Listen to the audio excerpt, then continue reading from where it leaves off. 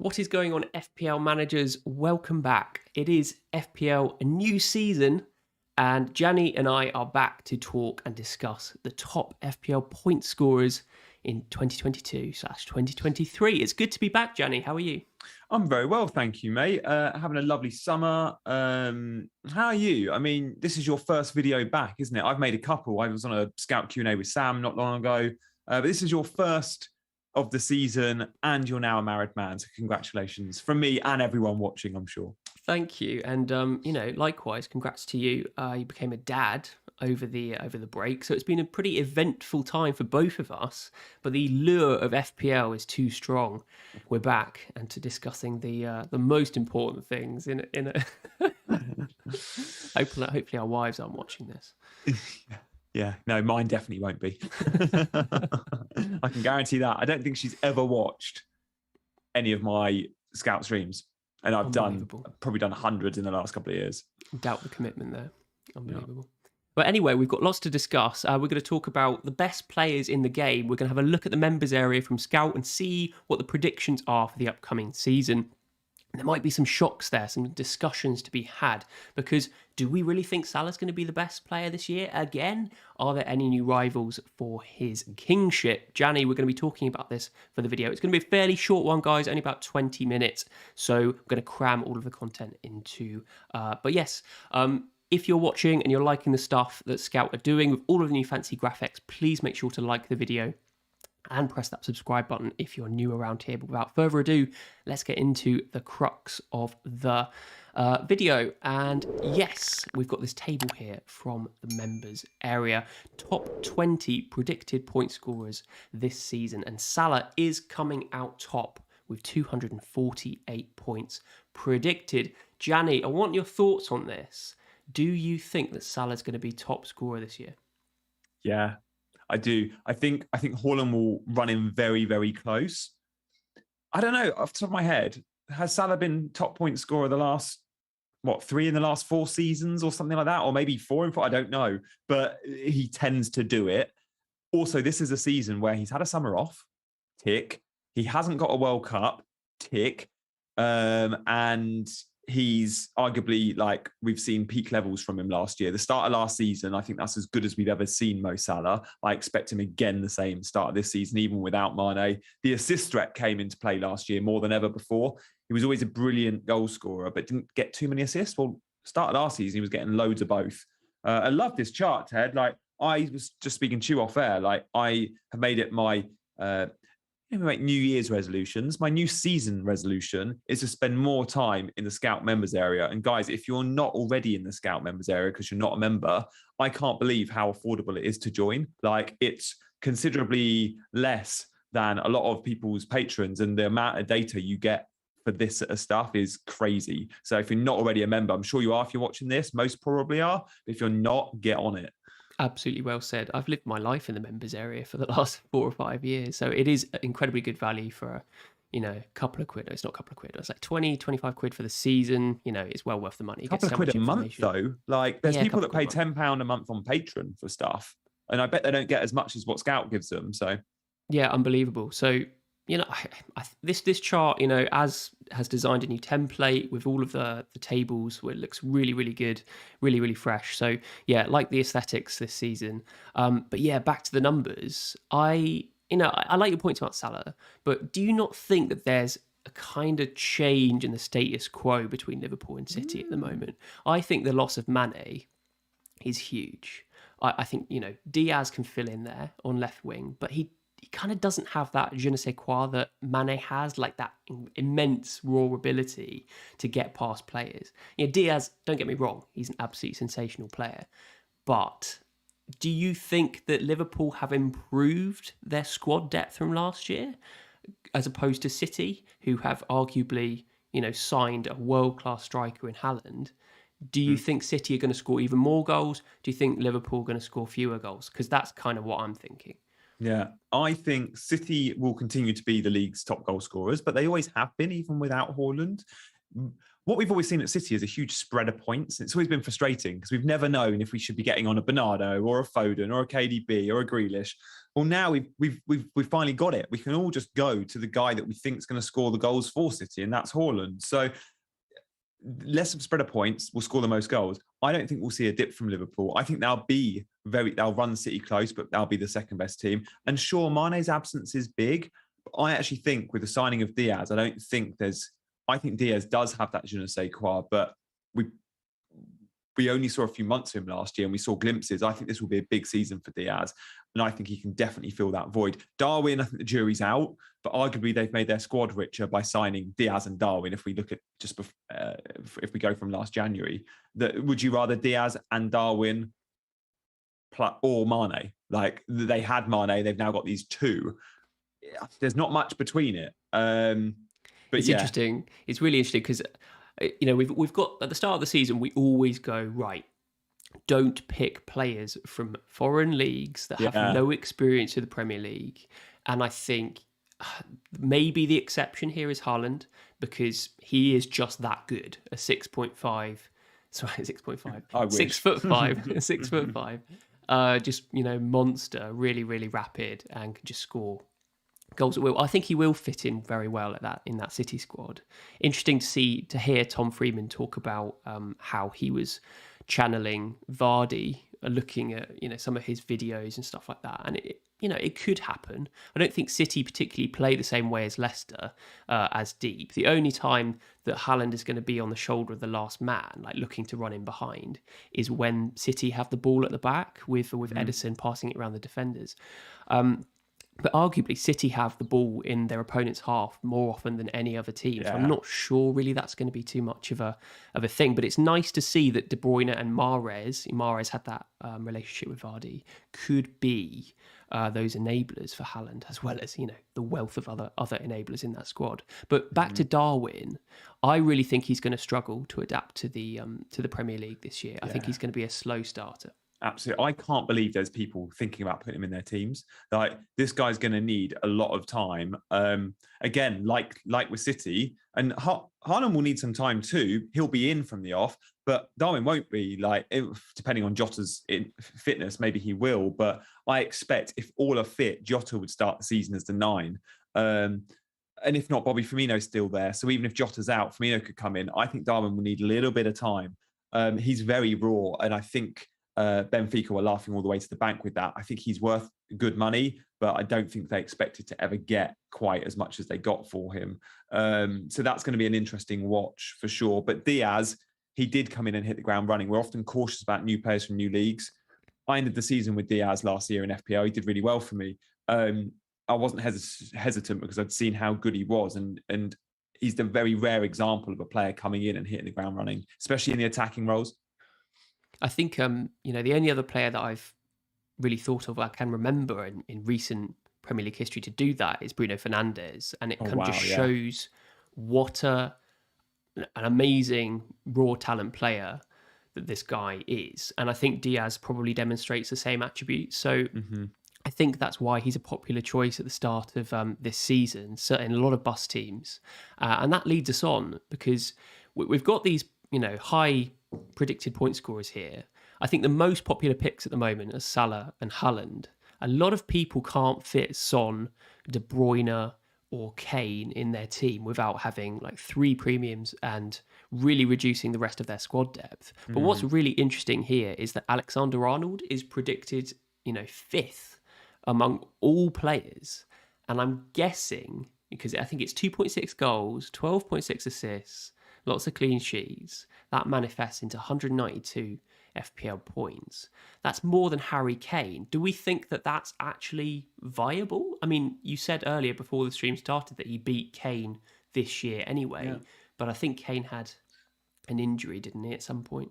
Yeah, and he started the season so badly, Kane, because it was it was only when Conte came in did we start to see Spurs scoring goals. But that gets him 192 points. Well, last year he cleared 200. I think he'll go again. I could see Trent hitting 200. I think Kane probably will as well, because I think Conte's Spurs is so different. And Kane last year, I think, got around 160. So that's got him up by about 30. I'm very surprised looking at this list. There is no Jamie Vardy though. Like, I know he had a quiet season, and obviously last season's data counts for a lot when producing this. But Leicester are a team to watch for me. They had European football last year.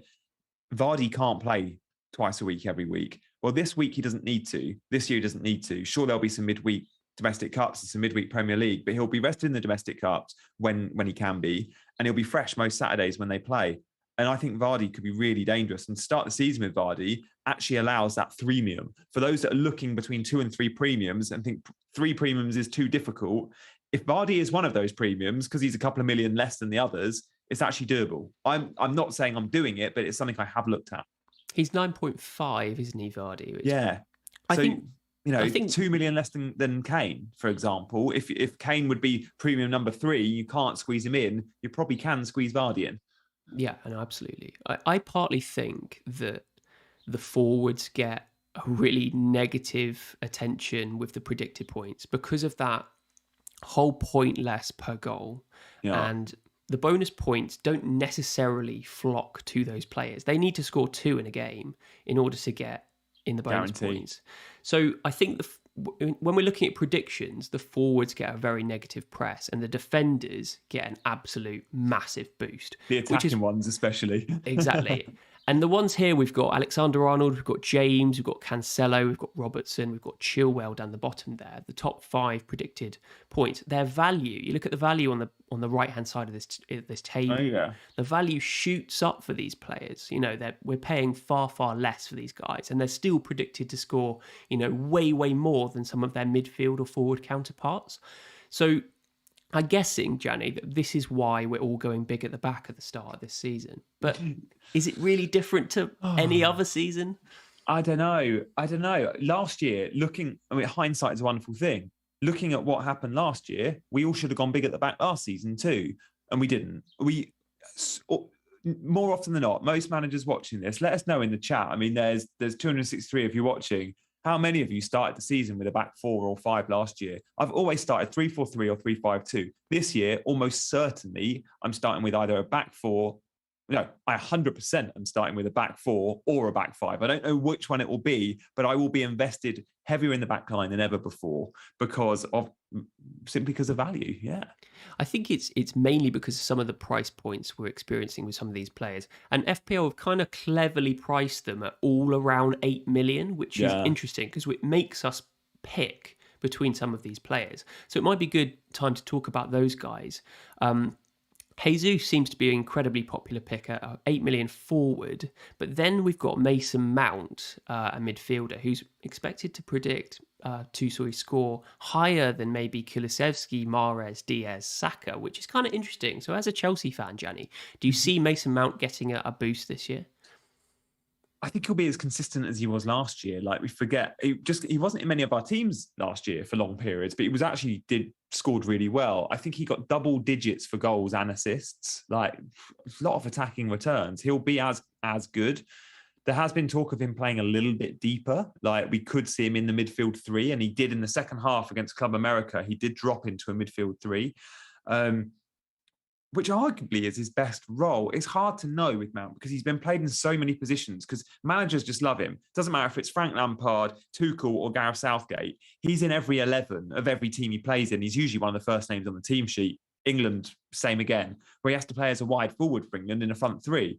Again, for Chelsea, he plays in a front 3, but as an inside forward quite often. Again, he's been played in a midfield 3. So his position should matter. We need to know where he's going to play. I think it will probably be Sterling one side, Mount the other, and Havertz down the middle. But Sterling and Mount will be quite narrow because the width comes from the fullbacks. And in that role, knowing he's on all the set pieces, 8 million, he's arguably the best of all the 8 million mids. Like, many will say Kulusevski and Diaz and Foden, but for consistency and on this list, he is the highest ranked of all the 8 million mids. Yeah, apparently so. I kind of can't believe it. You mentioned a player there who's not on this list, who I really rate this season. And like Jesus, he's moved from another Premier League club. Raheem Sterling from City to Chelsea. I can't believe he's not predicted to score in the top 20 because I really think that he's an excellent signing for Chelsea and he'll score over 150 points easy. last season's data has clearly been taken into consideration a lot, like quite heavy, because again, it wasn't his best year last year, was it? Yeah. The only obviously gripe with Sterling is he's 10 million. Very difficult to fit in. But I'm just making an early season prediction here that we're all going to be flocking to Sterling at some point this season. And we're going to be trying to fit in, those 2-3 premium players, Salah, Haaland, and maybe Sterling. You never know. He allows, like Vardy, he allows for premium because he's a bit less than the Kanes and the Sons. I like that call, Ted. The sort of manager you are, and I know you've owned Sterling a lot over the years. Might you be tempted to go there game week 1 if he looks sharp in the next few preseason games Chelsea play? Like his stats do not lie. I know it seems a little bit early. I guess you need to see him scoring braces in preseason to go, yeah, I want him. But he'll play every minute virtually when fit. I think the general advice when we're talking about going for someone that's against the grain but could do well is it's probably better to get on that player 2 game weeks late than get him in early and sit there waiting for him to do something, because that can last 3, 4, 5 game weeks. And when you've been proven wrong and you have to sort of give up this stubbornness, you've probably wasted a lot more points than the other way around. So it's better to be on the bandwagon, as it were, rather than that's just my point of view. There's so many decisions we get wrong in FPL. It's good to get the right ones wrong in the right way, as it were. It sounds like gobbledygook, but I think you know. No, I hear you. Ted, the first 7 fixtures for Chelsea, game week 8 they play Liverpool, was the first tough game, really tough game. I got Tottenham game week 2. Apologies, but from those first 7 fixtures, I'm going to just shout out the teams I think Chelsea could comfortably score 2+ goals in: Everton, Leeds, Leicester, Southampton, West Ham, Fulham. I could see 2+ goals in loads of those games. That's how I like to pick my sort of premiums. It's how many of those games can you see a high ceiling, a double-digit return for your players. And if you think there's games where Chelsea or whatever team are only going to score 1 goal, you swerve those players because the ceiling's so low. But that's why we pick City and Liverpool players. City, especially for me, I pick Foden a lot because I look at the games and go, I could see City scoring 4-0 in 3 of those 5 games. Therefore, I want one of their forwards, and it happens to be Foden or whatever. So it's good fixtures for Chelsea from an attacking point of view. God, I really am tempted. It's the 10 million. I can't have these premiums without decimating the rest of the team. And currently, my squad is a 5-3-2, like I think most template teams, but I've managed to squeeze in 2 8 millions alongside Salah, and one of them is Riyad Mahrez, which I feel like I'm making the same mistake twice from last season because I went with Mahrez and Son over Bruno Fernandes, who immediately punished me game week 1 with a hat-trick. So that was particularly brutal. But I genuinely think that Mahrez is a good option this year. I mean, who else is rivaling him for that right wing position? Bernardo Silva? Is Foden going to play there? I think so. So last year, he didn't play there at all, Foden. He did really well. It was either him or Grealish on the left, and obviously Foden false 9 a lot. The year before, at the end of the season, this is from memory, I could be wrong, Foden ended the season on the right and was really, really good.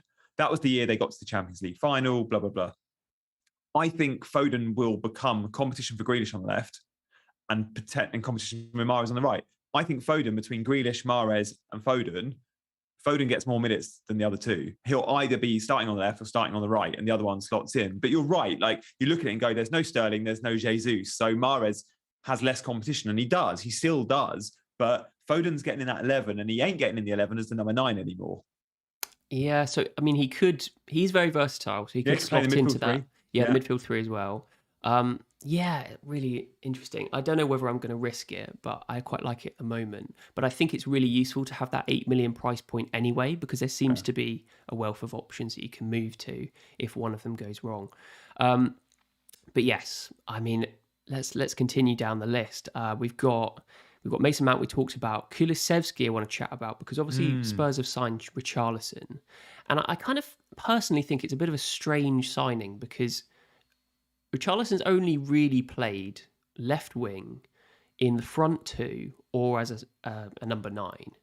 And he's never really played on the right from my memory. I might have got that wrong. Normally, So is he really going to rival Kulusevski for his position, or is Richarlison just basically going to be used as a 10-minute man at the end to give Son and Kane a rest at particular times?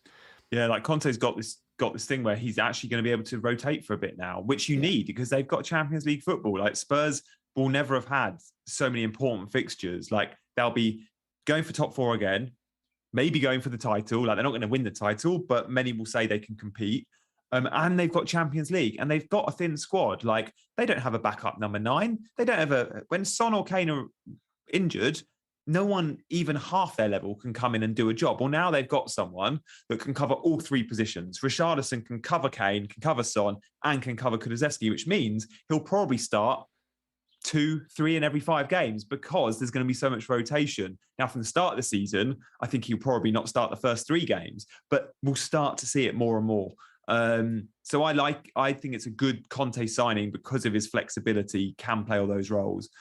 Although I'm with you, I haven't seen him play on the right. But number 9, Brazil's number 9 quite often, but he ain't going to play instead of Kane. And then obviously wide left, we know he likes to drift left and play in the 2. So he'll be back up. And I think Kulusevski at 8 million, if you can't reach Kane and Son, but you want a Spurs attacker, for game week 1 against Southampton, Kulu's not a bad punt at all. Yeah, it's really difficult. I'm kind of edging towards your opinion there, but it's just that nagging doubt that he could get limited minutes. Lucas He'll Moura get frustrated if he does. Yeah, really frustrating. You want to pick players that you know are going to play week in, week out. Yeah. But it's tough. When you're opting for the likes of Mahrez, that goes exactly against the that philosophy. But you never know. Mahrez could get more minutes this year, and I think he is predicted to get more minutes. So it's very tempting. Yeah. I think Saka probably is a no, considering Jesus is such good value at 8 million. Interesting to see Alisson there, the only goalkeeper, 5.5 million. He's got a price decrease this season, and he's expected to score in the top 20 of all FPL players. Have you even considered Alisson? I mean, the problem is, I suppose, you're losing that third Liverpool spot immediately, and that kind of makes him a non-option. Yeah, if I'm spending 5.5 on a keeper, I actually prefer Ederson. Because you know this, from all your charts you put together, who's got the best defence in the league? City, right? Yeah, City, yeah. But, I mean, Ederson never gets any saves, does he? And yeah, true. But Alisson doesn't pick up more than 3 often either. So, I mean, I'd rather keep that third Liverpool spot free, knowing I've got Trent and Salah locked in my team, probably than third City spot. Although saying that, I've got Cancelo and Haaland locked in my team too. So again, I just wouldn't consider the 5.5 because the teams they play for, I think the ceiling's low. And I think there's really good value if you shop in the 4.5 or even Mendy at 5. Yeah, I think Alisson and Liverpool's defence was particularly leaky about conceding big chances. And Alisson had one of the best stats in the league for preventing all of these one-on-one opportunities. So that's probably why he's up there in terms of the goalkeeper predicted points. But you're quite right. I think there's so many good value at the 4.5 million options this year, and even Mendy at 5 million, you could go there. But yeah, speaking of Chelsea defence, we've got James there, predicted much higher than Chilwell, his left wing back counterpart. So what's your opinion on those two guys? They're both great value at 6 million, but if you had to pick one, who would you go for? I'm James, and I probably always have been since they both played in blue. Like if I'm having one, I prefer James in terms of a fan, but also in FPL points. I'd be a little bit hesitant over Chilwell starting game week 1, and also just playing consecutive lots of 90. Like he has had a really serious injury, and even his pre-season training, and since they've been in the States, a lot of that training has been away from the team and stuff. Like he's still very much in the recovery phase.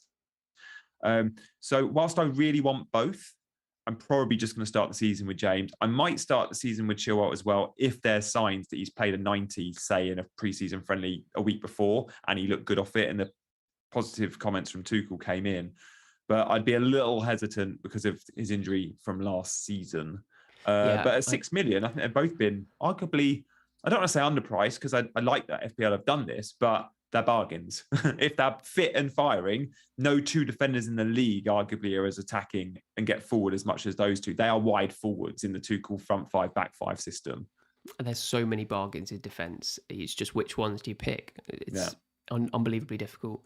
But I just always remember the Chilwell and James double up at some point during last season, and before Chilwell got injured, they just went off on one and were like left wingers and right wingers and started scoring goals on at will. It was crazy. So if they can get back to that, Gianni, it'd be insane. We'll all be flocking to them. I'm just looking at Chilwell's points from last year. Oh, no, I can't see it. Yeah, he only played like 541 minutes. So he only had like 6-7 games. But in that time, 55 points. Like his points per game numbers, he pretty much got 10 points for every game he played. Like I think he was on 9 points per start or something, like more than any other player in the game, pretty much. Yeah, absolutely bonkers value. But yeah, I think he's more of a punt in terms of we hadn't had that experience, the amount of minutes that James has played, the versatility of James. If he can whip balls into Sterling, creeping in at that back post, then James probably slightly sneaks it for me. But I think both are great options. So I just want to mention, in terms of left back cover, currently with Chelsea is Alonso and Emerson. One will probably leave, but there was a Euro 2020 winner in Emerson and Alonso, who finished the season well, despite not being Tuchel's favourite. So he hasn't got a rush Chilwell. He's got 2 good options there. Reece James at right wing back. Aspe's going to play right centre back more often than not. Reece James is kind of the only out and out right wing back at the club.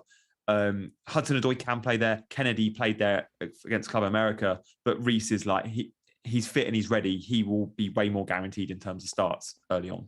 Yeah, really good point there.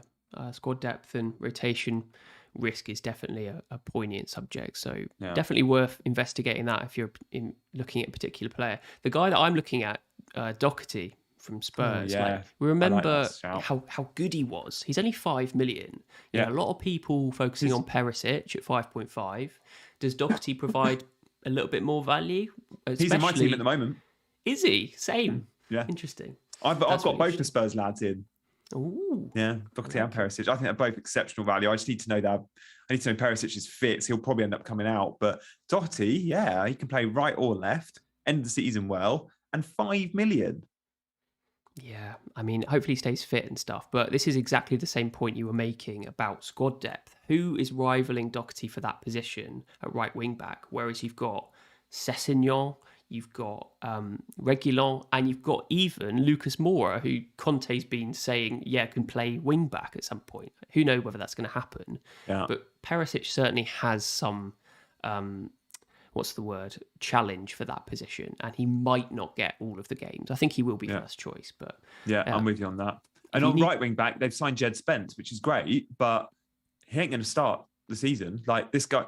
For Conte teams, you need a lot of time on the grass. Like Conte needs to drill you. You need to be of a certain fitness. Like this guy's missed their Korean tour, Jed Spence. The season starts in 3 weeks, less than.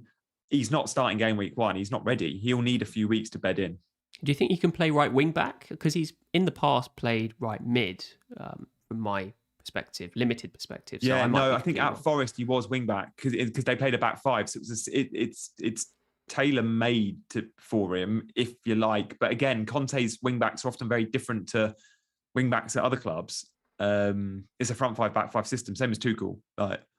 So I think Spence is and Emerson Royale is still at the club. But again, I think he might be sold. I don't think he's flavour of the month. Oh, he doesn't come close to Doherty in his recent form. So that's interesting actually. I didn't know about Jed Spence. This is where my knowledge of promoted teams falls down. But definitely one to keep a note on. Maybe starting the season with Doherty until maybe wild card in game week 6 or game week 7 might be a decent move. But let's get back to the chart. And the one team we haven't really discussed so far is Man United. And, there's a lot of persecution with how they did last season. But a lot of their players, other than Fernandes and Ronaldo, are priced quite reasonably. And there's a lot of attention pre-season on Rashford at 6.5. We're not going to be talking about Rashford getting in the top 20, highest point scorers. But there is some glimmer of hope at the end of the tunnel, Gianni. Have you ever considered Rashford at 6.5? If I think he's going to start game week 1, and United haven't signed another wide forward, then I think I wouldn't be surprised if he's in and around. He will certainly be on my watch list because it's incredible value for a guy we know has got some previous. Many will say he's priced way too cheap, and he kind of is. But at the same time, the Rashford we've seen in the last 24 months ain't worth any more than 6.5. He's been terrible. United have been terrible, but this is going to be a very different United, I think. And the manager's the best they've had since Fergie, arguably. Well, the Mourinho might beg to differ, which would be fair. But if Rashford is a starter, he's incredible value in a front three, wide left, whatever.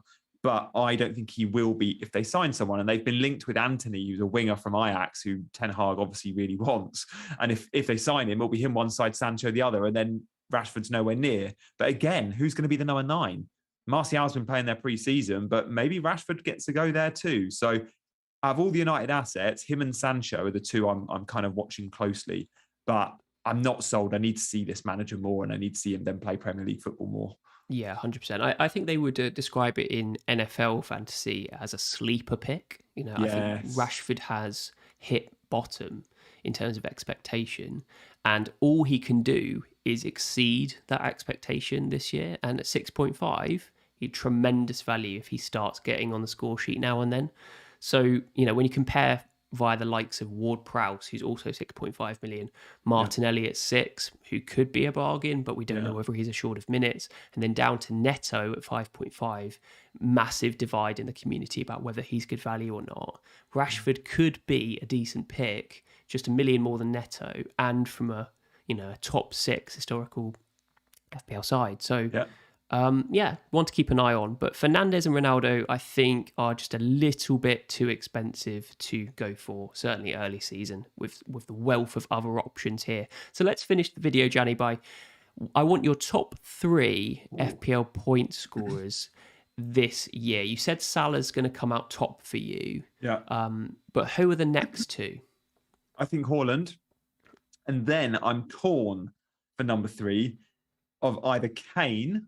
I think Kane's going to have a worldy season again. Like, he's chasing Jimmy Greaves' record, which he'll get this year. I think he's got to get 20-something league goals, all-time Spurs top goal scorer league.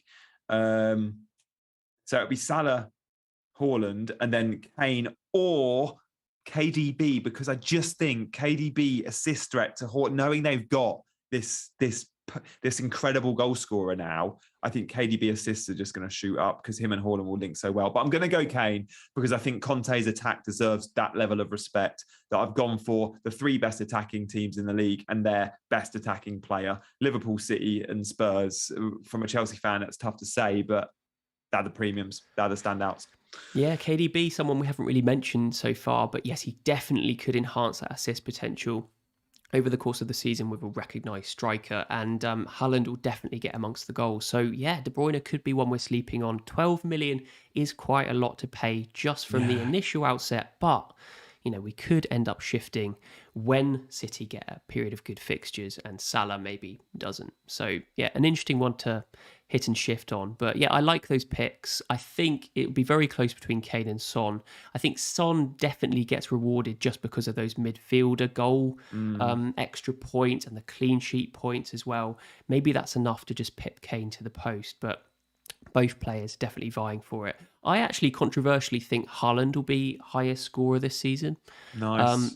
I'm just going to go for it. I would think love that. It would make it a bit different if it wasn't just all Salah captain every week, Yeah, I think City look absolutely phenomenal on paper at least, and he's a beast, Haaland. I would not be surprised if he got 25 plus goals this season, and then Salah maybe close behind, who has a sort of mediocre season by his own expectations, which is still a phenomenal season, but I just have a feeling that he's not going to quite get there. So interesting one. I think maybe Son and Kane close behind. I can't really pick one. I'll probably Son. But it's going to be a really interesting season, Gianni. How do we fit all of these premiums in at different points of the season? Going to be really difficult.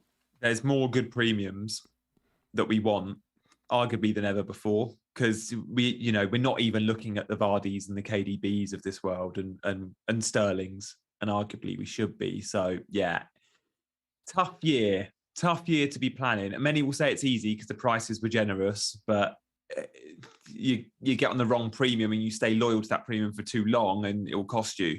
So I'm not going to be scared to move those premiums around if I need to. I think I'll be quite risk averse with that if I have to be. And again, maybe I need to leave 0.5 in the bank because there's going to be price rises on them as well. Oh, it's bane in my life. Every game week 2, there's always Yeah. something you're priced out of. You don't want to have to be making moves on a Monday night in game week 2 out of fear of missing a price rise, but you're wanting that player. Like, Yeah, no, early absolutely. transfers, like we stopped doing them in the COVID seasons, and it was lovely. It was lovely, like, but I feel like next season we'll probably be back into the early transfers to beat price rises, which isn't great. Yeah, it's a tricky obstacle to navigate, but yeah, leaving 0.5 in the bank isn't the worst idea in the world at all. And I just want to address just a couple of things in the chat. I'm not saying go without Salah. I'm just saying that I think Haaland is going to massively exceed expectations here. So I think both of them, the template is massively powerful at the moment. Salah and Haaland are heavily, heavily owned. Yeah. I think both of them are absolute musts.